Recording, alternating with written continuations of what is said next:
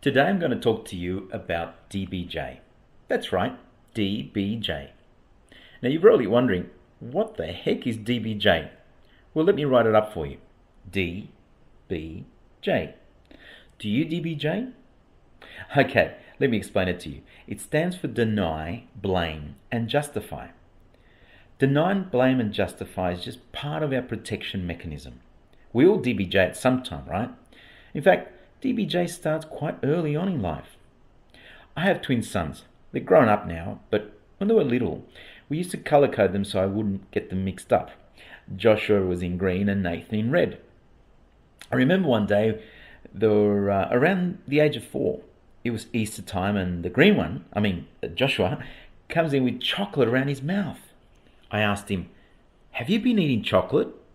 He looked at me straight in the eye, and with all the innocence a monozygotic twin could muster, he said, "No."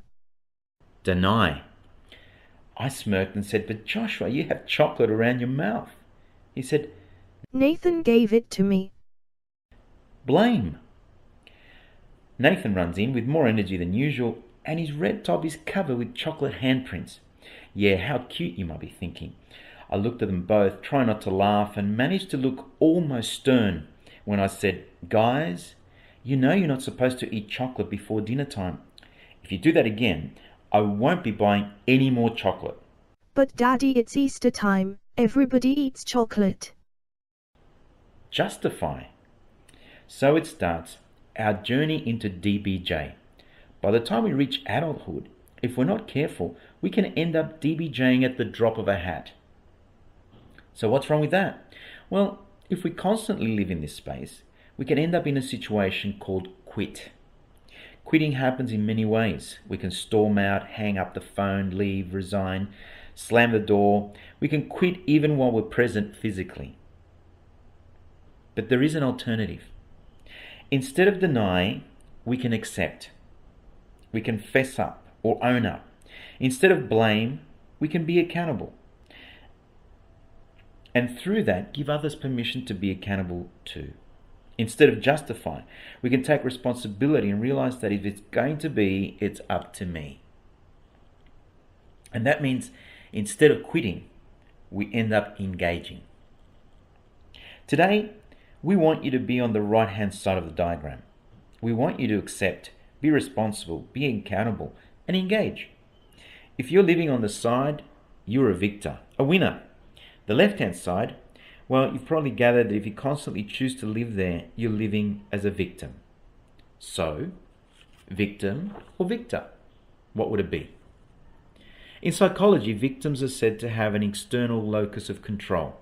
Let me make that simple for you in simple English. Locus is just a Latin for location. In other words, the control is outside of them. Life happens to them. You probably know people like that. Don't point to them.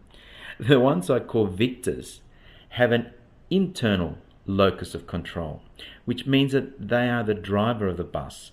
They're in control, they're in charge. They can make new decisions in order to live successful lives. Throughout this program, I want to model accountability and responsibility. So if I come up with some DBJ story, some lame excuse, you can gently remind me by asking, "Are you DBJing?" I want you to hold me accountable. And I also want you to hold each other accountable too. Perhaps by asking the other person, "Are you DBJing? Can you do that for me?" Great. Also, if need to be, I hope that you don't mind me prodding you from time to time to keep you accountable. That way we can engage with the material and be successful in completing.